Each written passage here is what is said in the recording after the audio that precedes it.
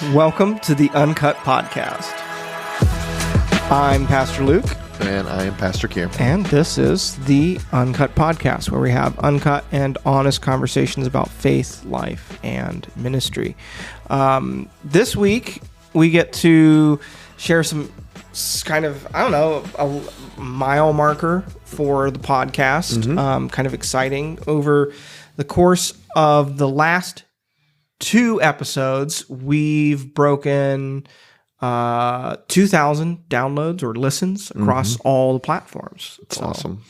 Yeah. That was kind of cool to find out, realize that we'd had that many people listen. Yeah, right. That's a lot of listens. Yeah. So thank you. Thank you for downloading, watching, listening, commenting, rating, sharing, subscribing, all of that. Yeah. So we know that there's a faithful group of you that listen fairly regularly and when you get the chance, and whether you're just popping in every week or when you get the chance to, we appreciate you taking the time to kind of hopefully you feel like you're joining in on a bit of a conversation here. You know, we hope it feels like you're just listening to some friends kind of talk some things back and forth. So that's what we want. Yeah. And continue to want you to be able to engage with topics that are important and pertinent in your life. You know, through our text line, 716-201-0507. Very good. We got it memorized. Memorized finally. I've been gone here for 10 days too, and I don't even have my sticky note in front of me. So, but you can text us questions to that line anytime, or if you have actual access to us, then you always just ask us or text us on our actual numbers. So. Yeah. But so you went on a little vacation. That episode we talked about Sabbath and vacation. Right. So. I had 10 days, and the first part of those 10 days was camping with my family at our family campground in Randolph, and we fought the rain a little bit. Last week was quite a rainy week, but it ended up being okay. And I don't really get cell phone reception down there, so. Nice. It was nice to be able to unplug and get away for a little bit, and then back in the weekend, and still had 5 or 6 days that I had planned to take off just at home. So cool. It was nice. Yeah, that's cool. Well, I mean, it's funny that you say like no cell phone reception and being able to unplug, because that's kind of the topic. At least I thought we might kick around today. Is sort of. I don't know exactly where it's going to land, but kind of talking about like the impact of technology and social media and thoughtfulness around that, with just even as what it means to be human and to live a balanced life, but then also just like how that impacts us spiritually and stuff. You, a couple weeks ago now, 3-4 weeks, maybe it was almost a month ago, I guess, you gave a sermon on starting in Mark, and your big idea was like the retreating and spending time with the Lord. Like seeing Jesus' pattern in the gospel of getting solitude and time away. And at least in your application of that sermon, you spent a significant amount of time lamenting the negative impact of having a buzzing tab of glass next to you. And that's impact. And then over the last 2 weeks or so, I've been reading a book that it's been fairly easy to read, fairly well written and researched book called Stolen Focus. Kind of, it's a little bit more broad than just technology. It's just kind of examining all the reasons why perhaps we're having more difficult time paying attention and giving our focus to things. But he spends a significant amount of time talking about the impact of technology, social media, phones, and it's fairly well researched. I don't agree with all of his conclusions. I think he's a little bit biased in some regards, but it's a book I would recommend just pretty much about anybody to read. I think it's a Stolen Focus. Stolen Focus by, I believe, Johann Hari. I believe I'm saying his first name correctly, but so it's a good book. But that's all been stirring all this in my mind, so I thought today would be a cool day to talk about some of that. Yeah, I think we should do it. It feels like a lifetime ago that I preached that sermon. But I do, the main point, which you already kind of mentioned, was just that like Jesus was willing to lay aside what the world thought his priorities should be and what was important to the world, so that he could spend time in solitude with his heavenly Father. And how even in our own lives where we maybe seek solitude with the Father, we do so with probably what is, I don't know, maybe the television. Maybe you could say that the TV, the television is the most has like in our generation or historically been the most distracting technological device. Yeah. But you can't carry that with you outside. Right. I think that now in the modern day world, 2023, I don't think that there's any doubt that the most pervasive technological distraction, not even technological distraction, technological device. Yes. That the world knows is the cell phone, right, or the smartphone. Yeah, like if you were to look through time, like as far as like media, communication, and technology intersection, there's like the printing press, maybe radio, television, smartphone, like or the internet, or the commuter, internet, and then smartphone, right? Like like those are like historians will always be talking about these things and the impact. Like, our grandkids will be reading textbooks or history textbooks talking about when the development of the iPhone was released and like how it impacted society and all that stuff. Like it will be a thing. Like to us, it's just so immediate that we're just like, oh, it's just kind of normal. But like, it has been so earth shattering to the way that we live life. Like it will be in the history books in 100+ years. Yep. Yeah. I remember early in high school having classes called computer lab. Oh yeah. Learning to type on the computer was a class. Or just learning how to navigate a computer. Yep. And use its programs. Like, being how to use Word. Right. Just being so overwhelmed with. I remember the first time that I used the internet. Independently used the internet. I had no idea how to do it. But I had to, it was like in 8th grade, 8th or 9th grade, and I had to write a report on, for history on some aspect of slavery. And I didn't know how, and one of the research tools we could use was this thing called the internet. So I went to the library and I sat down at the computer and I opened the internet. Yeah. And I was like, what do I do now? And so I typed in www.slaves.com. What did that bring up for you? It was not what I thought it was going to be. That was my first introduction to the internet. I was trying to do a very innocent report on slavery. I got an education that day, not in slavery.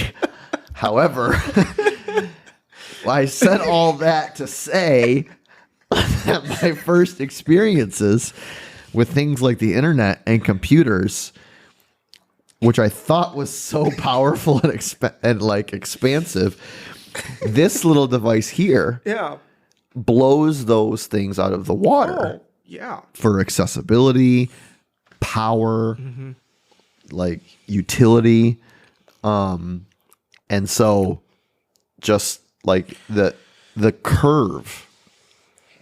Oh, the exponential curve of technological advancement. Exactly. Like if you go from like no printing press to printing press, or like printing press to digital media, right? That curve is really wide. Right. Because like printing press was, I don't remember the date, was back in what, 1500s, 1400s, 1500s, I think, with like the Reformation and all of that. And then it took us until we got to like digital distribution of media. I mean, I guess it depends. Like large scale, I would say in the last few decades. Right. Like, maybe in the last 25 years, quarter of a century. But then if you talk about the change, so that's a degree of change. Like the printing press advanced, obviously. Right. And it got better and better, and we got to mass production books. But that was a fairly slow level change. Right. And then you get to digital media and how much digital media has changed since its advent to now.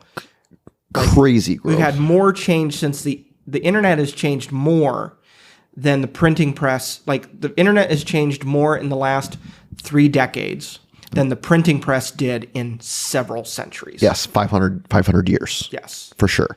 I remember my first cell phone. Well, I remember my first personal cell phone, but I remember the first time I encountered like a mobile phone. Yeah, I remember my mom's brick. My mom had a bag phone. Oh. You're familiar with bag phones? I've heard of them. I don't think I ever saw one as a kid. It had a cord. Mm-hmm. And the bag was this like a little suitcase, and then it had a cord on it with an antenna that you stuck out your window, and it was it had a magnet on it, and you stuck it to the top of your car. And that's like some Vietnam War era like communication seriously, stuff right there. Seriously. And I always wanted to like make a phone call on it, and my mom was like, "We absolutely cannot, unless it's a dire emergency, because it's so expensive to make a call on it." Why did you have it? My grandpa bought my mom one because she was a single mom. Okay, right? He wanted her to have that, and then I got my first cell phone. I mean, just think about the amount of time. I'm not that old, right? So think about the curve in technological advancement, even in the cell phone. I got my first personal cell phone when I was a sophomore in college. Yep. So that would have been 2002. Yeah, I think I got mine like late high school. No, I'm sorry. I got it my freshman year of college. So that would have been 2001. Okay. 2001. Yeah. But at that point, I didn't know how to enter phone numbers into the phone book on the phone. Mm-hmm. You know how you press like 1 3 times to get to C? Yeah. Right. So you got to go through the numbers. Yeah. So I couldn't even store anyone's number under their name because I didn't know how to write their name on the number pad. Right. And so, and now I just say, hey, Siri, find me the number for. Oh, Siri's about to do Siri's it. doing it, and so. And that was 20-ish years ago. Yeah. Mm-hmm. Just the small fact, like your very first story, and you said going on and turning on the internet. We don't turn the internet on anymore. It's always on. It's alive. It's alive. And that's a distinction. Like if you're listening to this and you're, so young as to not remember when dial-up was a thing, like before there was broadband, and now it's just internet. It's just all. I remember when there was no internet, right? But you had to click AOL or Netgear or whatever it was that your Netscape or whatever you were using to access the internet. It was a specific application. You didn't just launch a browser on your computer like you do now. You click on Google Chrome or something or Safari. You had to click on the browser was also the thing that turned the internet on and could shut off your family's phone line.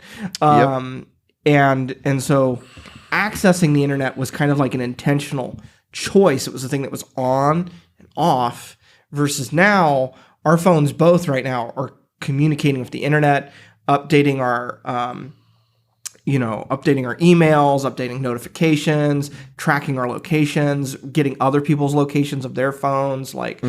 All of that's happening just with the phones just sitting on the counter and us not even touching it. Right. That's a very different way of living than pre-internet, or even just pre-smartphone. Right. Living. Which is back to the initial point of like the message that I preached in the first chapter of Mark, and what I see as like the maybe complexity is maybe not the right word, but my penchant to avoid or to not counsel or to lead people towards doing personal devotions or getting time with the Lord via the phone, or even having the phone in the same room. Yeah. Because it is rare the person who is able to ignore the notifications, the pull towards scrolling. We shouldn't be surprised because there are extraordinarily smart and talented people who have even customized notification alert sounds to turn something on in the brain that says, I must do it. Right? It like the amount of social engineering that has gone into, like, part of the book I'm reading talks about some of that stuff. And I'm like, wow, like that is a lot. Right. Which is why, like, it reminds me, I'm not too much into like documentary hit pieces like we talked about. Yeah, we talked about it. Yeah. But the documentary, The Social Experiment. Was that The Social Experiment or The Social Dilemma? The Social Dilemma. I'm sorry. Netflix? Yes. Yeah. Was like, it was, I felt victimized by Accused? I felt victimized by like the social engineering of those things, to the point where like I thought this was like I was just liking it because I was liking it. Yeah. But no, I almost felt like they were forcing me to like it by the way they were designing. And I know, like, I'm not rescuing myself from personal responsibility, but I think it was just very telling. Yeah. No, like, if you haven't seen The Social Dilemma on Netflix, it is worth a watch. I think it's got some, for all of its production value, I think it oversimplifies a couple things. Sure. It has some biases, some of the same biases that I think are prevalent in the book that I'm reading, because the book I'm reading relies heavily upon the interviews of the people who made that documentary. But it's worth watching. It's worth considering that, like, one of the interesting studies that, like, they've found is they had, like, people taking IQ tests. Some people taking them with a phone next to them that would, like, get occasional notifications, and other people with no distractions. And there was a measurable score of, like, I think something between like 10 to 15 difference in their IQ scores between being distracted versus non-distracted. And to put that in perspective, that's a higher difference than if they were stoned versus not stoned taking an IQ test. So you would be better off taking an IQ test high on, like, marijuana than you are with taking it with your phone giving you active notifications next to you. That's crazy. Yeah. Just like, what? Like, the amount of, like, attention shifting that causes, just like because every time, like, people love to kind of argue this point, and I know that you've had some teacher at some point tell you, you guys can't multitask, and everyone's like, yeah, we can't multitask. I can multitask, right? What we're really just doing is quick page flipping in our minds. We can change topics so fast that it almost feels simultaneous, but it's not really. What we're doing is we're expending brain power, pulling up what was the last thing I was thinking about this particular topic. And then, okay, where am I going to go with that now? Okay, now back over to this thing. All the while we've changed topics, we're still holding what was just over here in our working memory. And our functioning brain power, like, diminishes over the day. Like, people have talked about how interesting study over like the severity of sentences that judges levy out on court cases increases with the lateness in the day. So like they found a correlation between end of the day court cases tend to get more severe punishments versus like first thing in the morning, the judge is more likely to be lenient. Brain power, willpower, like those decision-making elements of our thing are a finite resource. And over the course of the day, if we're constantly switching from one thing to the other, we're losing focus, brain power, concentration. We're becoming more foggy.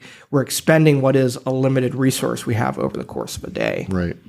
So, like, just thinking about that alone and, like, what you said, like, how does that impact me sitting down to read the Bible and, like, I'm opening up, say, the Bible app, a great app that you probably should have on your phone. If there's an app that you should have on your phone, I think you should have that one. But if you're doing your devotions on it and you're getting updates on the sports game or your news or you're getting tweets, Instagram posts, messages, like it has its own, while you have access to just about any Bible translation you could ever want for free, you also have all these distractions that are vying for your attention. Even if it is just a bubble that pops at the top of your screen and you swipe it back up, you're still losing some attention and some focus. Right. Yeah, we talk a lot about, and in fact, I asked you a question maybe a couple hours ago, like, hey, are you in a rhythm right now?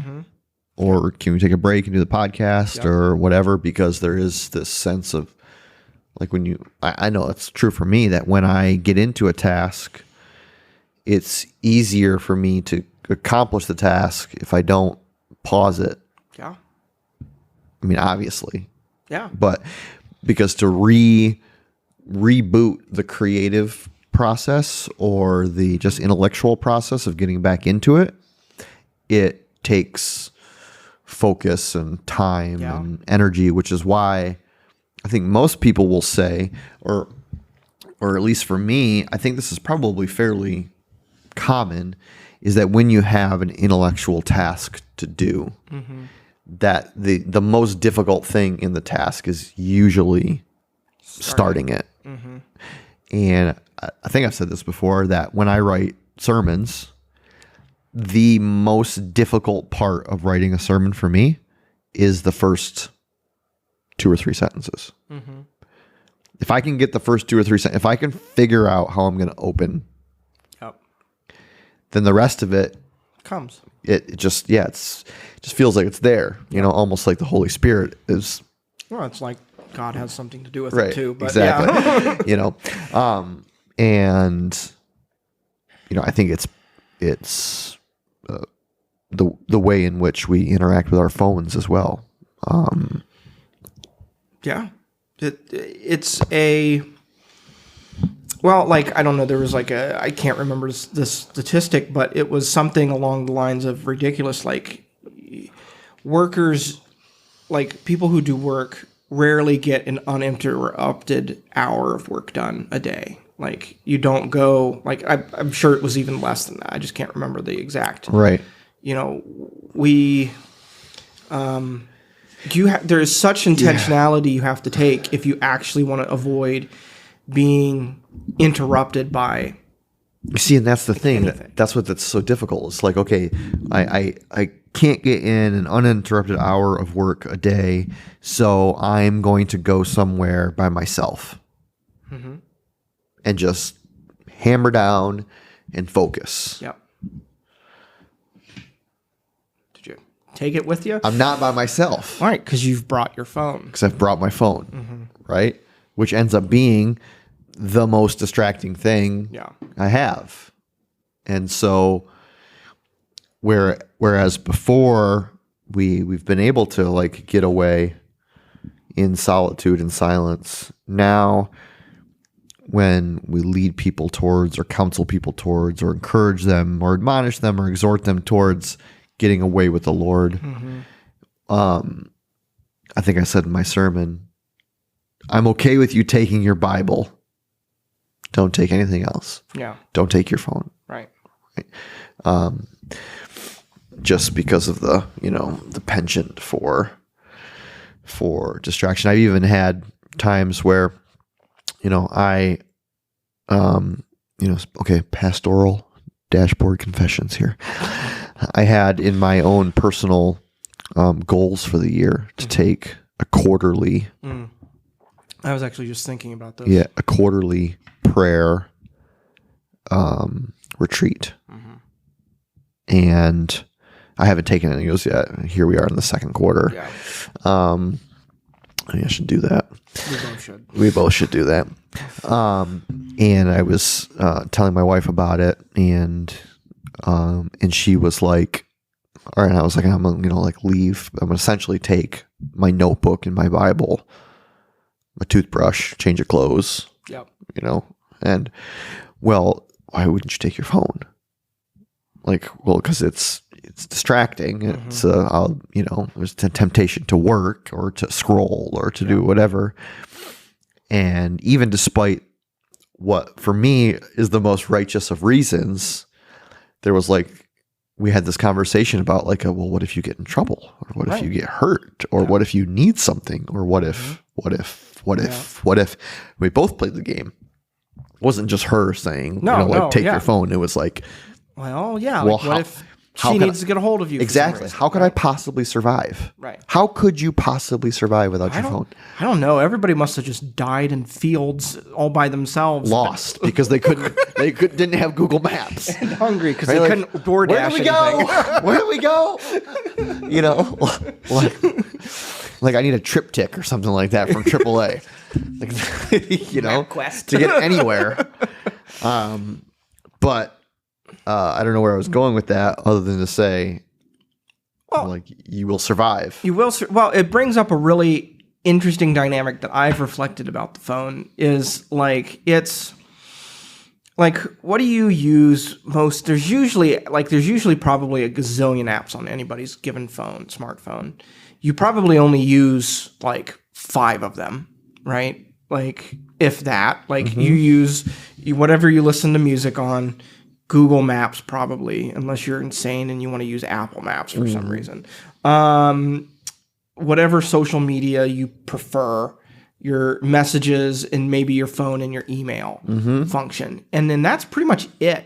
It's pretty rare. I shouldn't say rare. There are other apps. You might have games, superfluous. But out of ones that you use the most, right, can kind of fit into probably 5 or 7 in that kind of category. And you can figure that out by going to your screen time. Yeah, on iPhones they have a screen time built-in function. You can look and see how much. That's a sobering. I get a notification every Sunday morning of how much. Me too. what my screen time usage was for the week at church. Yeah, and I'll look at it and I'll say your screen time usage was up 25%, and I'll think back on the week and I'm how stressed was I? Very stressed. Yep, that aligns. That feels right. Yep. My percentage was up that much because I was that maybe distracted or wanted to be that distracted, right? And we could talk about how we use our phones to escape things. I usually know how stressed out or distracted I've been by whether or not I have to plug my phone in before I go to bed. Oh. Whether or not I need to recharge the battery before I go to bed. Right. Mm-hmm. Yeah.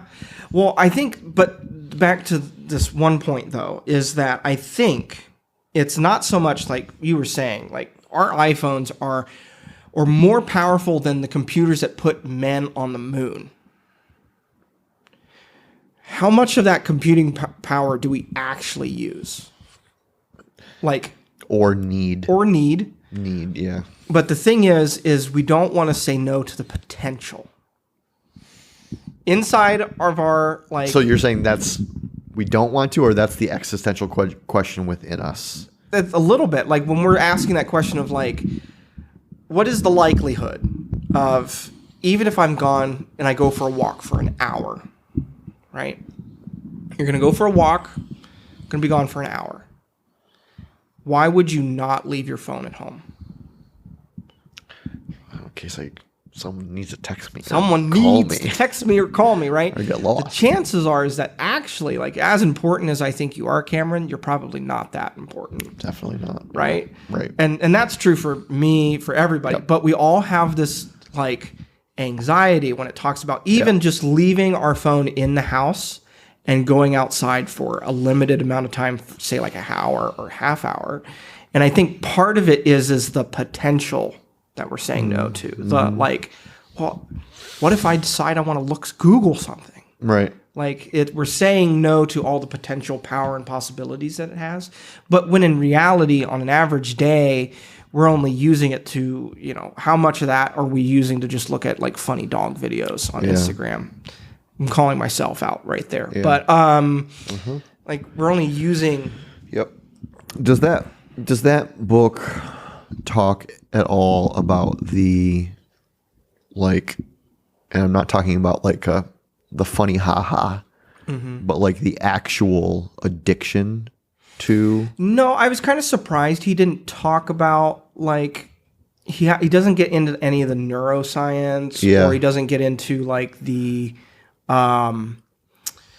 what's it called, the gambler's ratio of like there's a certain if casinos, right, have figured out, and the reason gambling is addictive is because there's a certain frequency at which you succeed that they've like scientifically named. Like there's a ratio of how many times you can lose versus win that will keep you sitting at the table or keep you pulling the lever. So if you've ever wondered or thought or had the illusion that perhaps particularly the slot machines at a casino are not rigged, they are 100% rigged to pay out a certain amount of times. And the reason for that is like to keep you sitting there. And so similarly, like, and that's all playing on like our neurochemistry, which I've looked at and stuff. And what it does is it keeps you. So people, like a lot of times when you hear people talk about this, they're like, oh, like the dopamine just keeps you hooked on your phone. And that's true, but sometimes we don't actually understand what the dopamine is, or what the function of dopamine is. Dopamine is the desire chemical in our brain. It's the thing that encourages us to pursue or to crave the thing that will get us the reward.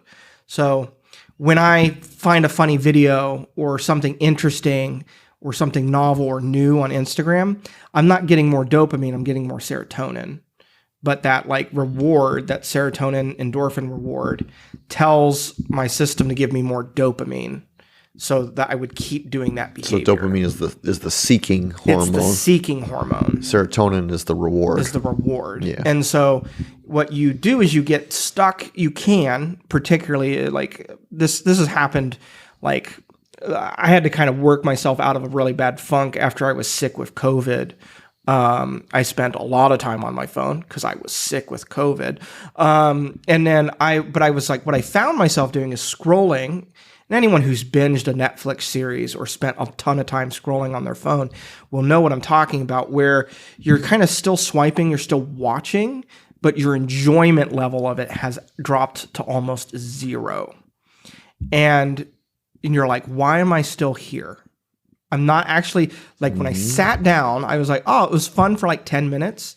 But then you're like 30 minutes in and you're like, I'm not having fun anymore. I don't feel good. Why am I having such a hard time putting this down? It's because our brains are like, well, this is such an easy thing to do. And it gives us such reliable input of positive rewards or association for new things, for novelty or hilarity or interest or whatever. Because, let's say for like every 4 TikToks you watch, you stop on like the 5th one. I'm sure there's some sort of ratio like that. And you find, oh, that one was kind of funny. And then you keep going. Yep. And what you do is eventually the reward you're getting kind of tracks down, but the input that you're putting in is so low, your brain is still just telling you to keep going. That dopamine is stuck. And you have to kind of like set it away and let your brain to kind of recenter and readjust the things that your brain is encouraging to seek after. So that's a brief explanation of my, at least, understanding of what I've read about like the biochemical, neurological, like addictiveness that phones can have on us. Yeah. Yeah, I've often thought of it. Well, like I have an addictive, and science is not clear on whether or not there are addictive personalities. Yeah. But I will tell you, and my wife will tell you the same thing. Sherry will tell you the same thing. Is that I have an addictive personality, and like I seem to be more vulnerable to obsession over things, which really is addiction. And like whether or not it's a phone or whether it was alcohol or whether it's a hobby or whether it is whatever, I think that even anachronistically, there is a sense of a addiction that comes with people they're acting as though they are addicted to substances that we know that people get addicted to, but the substance now is their phone. Yes. I remember the one moment where I saw this very clearly in someone else's life. I've felt it enough in my own life, but I had a friend in college, roommate friend, and he was sick. He was very sick. He wasn't doing very well. I was like, "Hey man, like how you doing?" Like he's like, "Oh, good." And he's like sitting there on the couch and he's got his phone and he's like not looking up to me.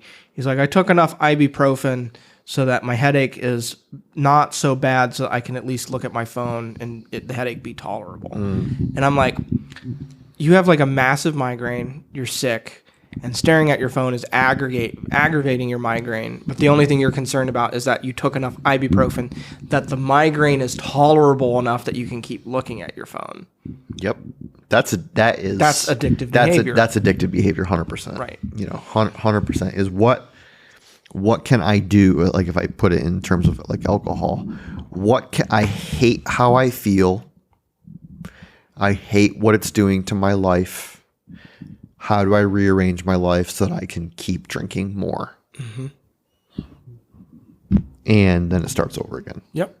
And then you hate that you're drinking more and how that feels. And so what you do in order to get rid of the feelings of your shame is drink more. Yeah. Right. And it becomes a cycle. I hate this. I hate this. I hate this. Yeah. And just keep going. Yeah. When I find myself, when I'm able to do this is a good moment for me. I don't always do this, but if I'm able to, when I find myself on my phone, like maybe I'm scrolling or I'm, on YouTube watching people pick locks. Lockpicking lawyer. Lockpicking lawyer. If for some reason you ever listen to this podcast, I've watched almost all your videos. But anyways, if I'm like doing it and I'm like, and particularly if there's something else I ought to be doing, or I'm doing it to a point where I'm like starting to feel a little kind of ick in my gut around like how much I've been sitting here, or I'm hungry and I'm not getting up. Like I have to ask myself, all right, what am I avoiding? What am I running from? What am I trying to not feel that I'm trying to cover up with distraction right now? Ends up being a question I have to ask myself. Sometimes it's like it's a project or a task at work that I'm like feeling anxious about, feel nervous about, I'm trying to procrastinate on. I don't want to do this because I'm nervous about it, or I'm not sure I'm going to do a good job, right? Like if I can name that I'm fearful of something or I'm avoiding something, or if I can name like I'm stressed about something or I'm trying to kind of like unwind, I'm like, okay, what can I do besides numb out to, social media? Can I call a friend? Or more to the point, can I pray to God about it rather than just trying to ignore it? Can I actually take it somewhere that's meaningful, purposeful, and like redemptive. Yeah. Rather than just trying to stuff whatever feeling it is I'm trying to cover up with my social media use. And that takes an extraordinary amount of self-awareness. Yes. And like I said, I don't always do that. Focus. Right. If I'm able to do, and sometimes I'm able to name it and I'm like, I don't care. And I keep scrolling. Right.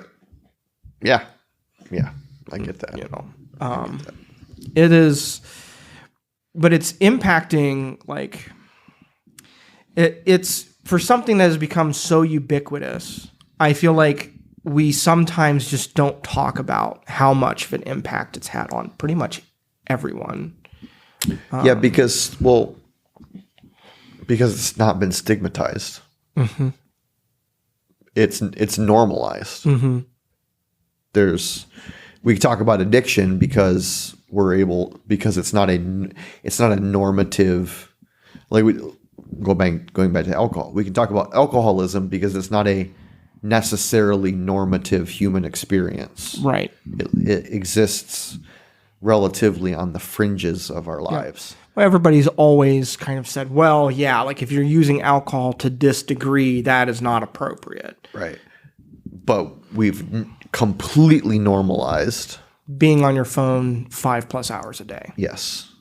Yeah. In fact, it's kind of weird not to be. Yes. You don't have social media? Yeah. Right. Like what? Yep. You know, or this is so funny. I was actually, when I was mindlessly scrolling early this morning, not wanting to get out of bed, I came upon a reel of Arnold Schwarzenegger. Ooh, the Arnold. The Arnold. The interviewer, it was an interview, absolutely astounded. Arnold Schwarzenegger does not have a phone. He's got a hard line in his house, but does not have a cell phone. Sounds like an 80s action hero. Yeah. He has an iPad. And she was like, well, how do you get phone calls? And he's like, I don't. And she was like, well, how do you talk to people? He was like, I have an iPad and I use FaceTime. He was like, I would rather look at someone in their face to talk to them rather than have a phone and all of its trappings. Mm-hmm. And well, what if they don't have FaceTime? Then I'm not going to talk to them. I won't be talking to them on that media, essentially, he said. And she just could not, like, you could tell it was such an aberration that she didn't have a box to put it in. Like he was some kind of like circus sideshow freak for not having a phone. Right. And so to say, you know, like, well, we have completely normalized the use and by extension overuse of that form of media or form of technology, that to not participate in it in the way in which everyone else is makes us the weird ones. Well, and so this is like most of us have taken for granted that apps like Facebook, Instagram, TikTok, Twitter, whatever social media you prefer to use, YouTube, doesn't cost you anything monetarily. Well, we could make an argument it costs you something monetarily, but 'cause it's costing your time. But it doesn't. You don't typically have to pay a subscription fee. That seems to be slightly changing. There's some options for subscriptions in some of those platforms now, but we're like, oh, it's like a free thing. And actually, one of the interesting arguments that the author in the book I'm reading, one of the things where I think I would probably disagree with him a little bit, is he kind of says, well, maybe what if we treated social media, what if we treated Facebook like a social utility, like plumbing or like sewer systems and waterways and things like that. Like, you know, we have government bodies oversee like sewers. Like, why don't we have government bodies overseeing the internet and overseeing social media as like a social utility that everyone has a human right to have access to? And my problem with that is I think humans exist off of social media, and I think they probably should. Mm-hmm. Like, I don't think it actually should be necessarily treated as a social utility that people have access. And there's a whole bunch of things that I would want to have. I don't know that I would agree with in his particular solution and conclusion in that direction. But like, one is to simply say that like, you don't actually have to be on social media. Right. It does cost you something. It costs, like, you're paying social media with all of your biometric interest and profile information. All your advertising wants and needs. All your advertising wants and needs. Like, look, if you were under the assumption that big tech does not have like multiple profiles of you that have connected all of your accounts, all your email accounts, all your social media accounts, like, why do they ask for your email account when you make any profile? Well, because then it knows to connect you to that profile. Mm-hmm. And even if you've got multiple emails, I guarantee you they've got all those emails connected to you as an individual. Mm-hmm. And then they know what types of videos you like to watch. And then depending on the type of like stuff that you like, if you use fitness material and stuff like that, they might even know how healthy you are. They know whether or not they need to be advertising you health medication. They know what life stage you're in, if you're getting married soon, or if you're getting ready to have kids. Like, the amount of like, when I started getting engaged and everything, the amount of content I got that was geared towards like couples, like, and newlywed people on the internet, like, that you did not search for. I did not search for, got skyrocketed. Yep. Right. And of course, because I'm like in that stage of life, I watch more of it. So it fed more of it, but it knows, like, and I'm sure they've got an algorithm out there that's looking to say, you know, somebody who's like maybe a diaper or baby food advertisement or something like that. Like, I'm sure, or better yet, I'll probably get like the advertisements for like the camo baby carriers or something like that. They're like, okay, we want to look at people who were recently married this many years ago, and we're going to send them these types of advertisements that are geared towards like people who are thinking about having kids. Yep. Like, that is 100% the reality. Yep. The book talks, he interviews several people who worked in big tech and then have left because of their consciences convicting them over how they were using people's information and stuff. And while the book makes the assertion, because if you've ever like said like, I swear my phone must be listening to my conversations. It's because it is. Well, they say it's not. They swear. They're like, your phone is probably not listening to you. The algorithm is actually just that good. Mm-hmm. It actually has that much information on you that it can make predictions about you without having listening to you. That is the conclusion that Jesus needs to come back soon. Put forth in the book. Yeah. So if you think that using social media is not costing you anything, it 100% is. Because if they have enough information on you, they're definitely selling you things. And you're definitely paying in that way. Yep. And you're also just paying in loss of privacy and all of that, if that's a concern to you. Mm-hmm. But all that to say, like, I don't think that we actually have to be on social media. We do not. The human brain, we kind of cap out around 100, like, semi-close connections. 100, 150 is about like where we kind of like cap out as far as having semi-meaningful personal relationships. Some people can probably have more, but like, and I'm not talking like close friendships. You can't have 150 close friends, but like you can have 150, let's say 200, like meaningful acquaintances in your life. Social media like gives you access to thousands. If you've been on Facebook as long as I have, like you have an inflation of friends that do not actually represent meaningful connections anymore. Mm-hmm. Like, I remember when I first got on social media, I was like, I'm only going to say yes to friend requests of people who are like meaningfully connected to me. Well, I was in high school and like that, who those people have has changed. And then / I gave up on that, thing. I just say yes to a bunch of friend requests because I met them once. Well, because people will say that that's the benefit of social media. Right. But you actually can't take advantage of it. We don't have the we don't have the brain bandwidth or the emotional bandwidth to maintain even that many relationships and connections. Right. You're supposed to maintain about as many connections as you can tolerate in person. Because about 150 to 200 meaningful acquaintances is about what you can tolerate for like in-person connection. And so like, what are we doing when we're demanding ourselves to, or trying to expect that we do more than that? And you end up with these weird parasocial relationships and everything social. Right. So I guess like all that to say that like, I think that is slightly a myth. This idea of being, I want to be connected to everybody. Yep. Like, well, that's a bit of a myth. Like, you're not really. You have like, at best, like you should probably just keep a phone book. Like if you actually just want, like, well, I want to be able to like contact them if I want to catch up with them someday. Okay, keep their phone number.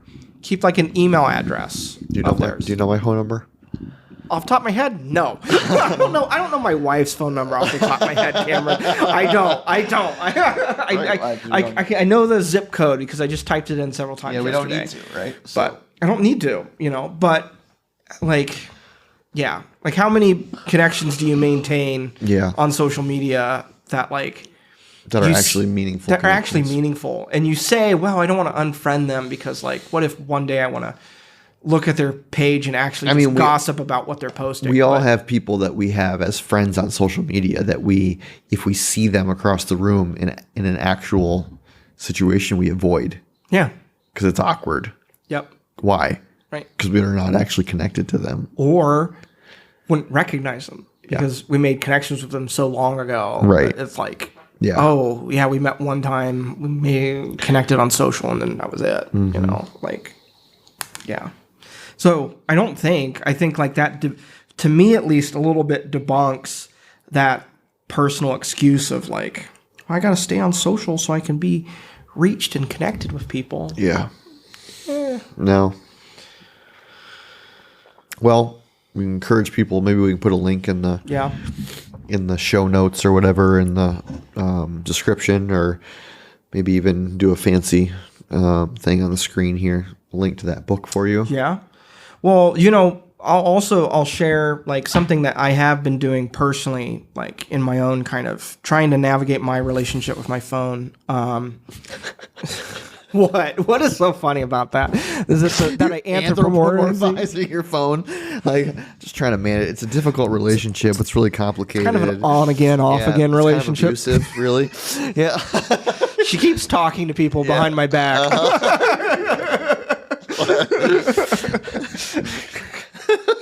Even the way we talk about it. Oh man, we live in such a dystopian world sometimes. But like you can do things like set app limits on like your thing. I've been using an app called by the way, none of this is sponsored. This is can be if you are the developers of these things. You can definitely pay us for this. I'm using an app called Opal. I've been using it like maybe the last month or so. It's a little bit more advanced than like the inbuilt screen time app on iPhones. You've got a little bit more features and stuff. But what I've got it, I'm not taking full advantage of it, but I do have a basic setup so that during the weekdays from essentially like midnight until 1 o'clock in the afternoon, all of my social media apps are like off limits blocked. So that means, because that's when I get my most productive amount of thought and work time done is between like morning hours to like post afternoon slump.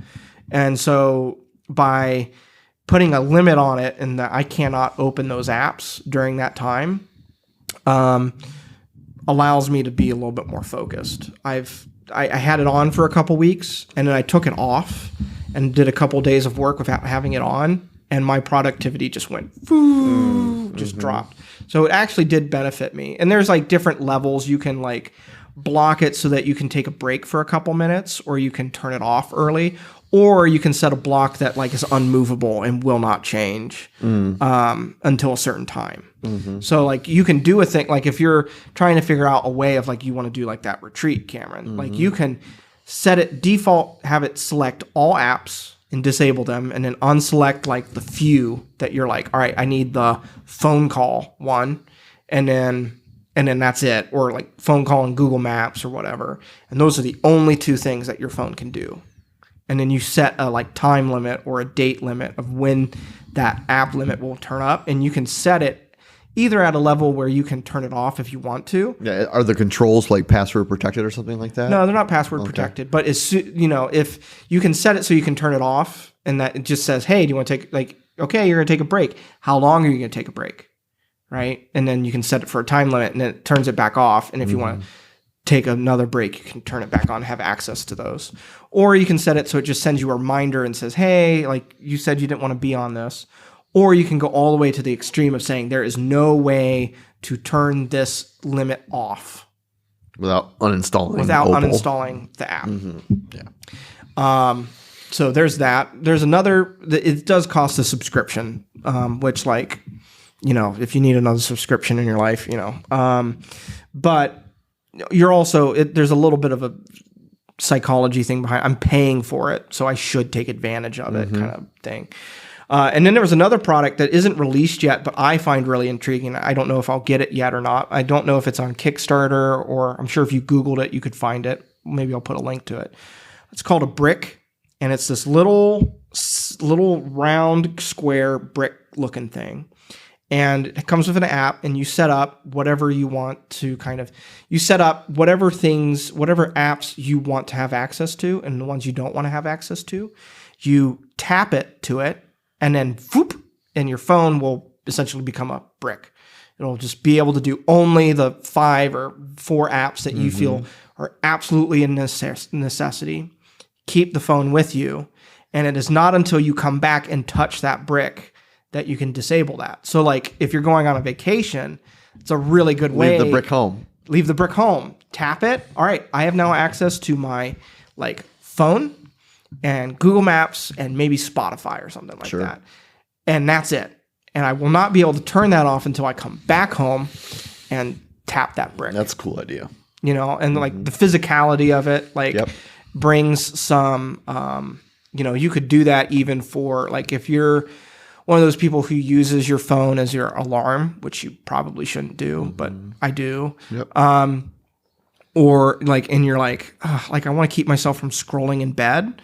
Like, okay, put the brick outside of your bedroom, tap it before you go to bed, and then take your phone with you into bed. Now you can't do anything on it. So now you should just read or whatever. You can still use it as your alarm.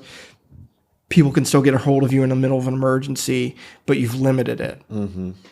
So there are some practical steps like that you can begin to take to limit that. And so the book, Stolen Focus, would actually, he doesn't disagree with what I'm saying, but he would say that like it's too short of a solution, because his primary conclusion is he's like, well, we have these big companies who've done this to us, and somewhat maliciously, not necessarily always intentionally, but somewhat maliciously, and now it's all personal responsibility up to fix it. And I think that's an interesting conversation if you want to have it. Yeah, but I think it's similar to the conversation just about like, social, like personal responsibility. Like, do we have the ability to say no? Yeah. And so it's like we can debate. I think his opinion is worth considering. That like, well, like, maybe we should have companies that are doing this to us and trying actively to manipulate us to have some limits or accountability on them. I think that's a worthwhile conversation having. But I can't make that legislation happen tomorrow. Right. So in the meantime, what's my personal responsibility and ownership over the things that I am doing with my time? Or what are the underlying issues to why I am? Yes. I think that's a worthwhile conversation with examining. So those are a couple things I'm looking at and trying to do, and kind of my to try and curtail some, not because I use social media as part of what I do here conduit. Like I'm like not all, but a lot of the stuff that ends up on socials, I end up messing with, and so I want to be able to do that. And I enjoy social media usage within a certain limit. There's like so much time I can spend so much time on YouTube before I'm like, this is now a net loss on me. Yep. You know, so trying to live within inside what I feel are like healthy limits for myself without just completely turning everything off and deleting it forever. Yeah. Moderation, of course. Yeah. And for some people, moderation is none. Right. You know, and that's a matter of conscience. And I don't know. I might become convinced of that eventually. You know, so we'll see.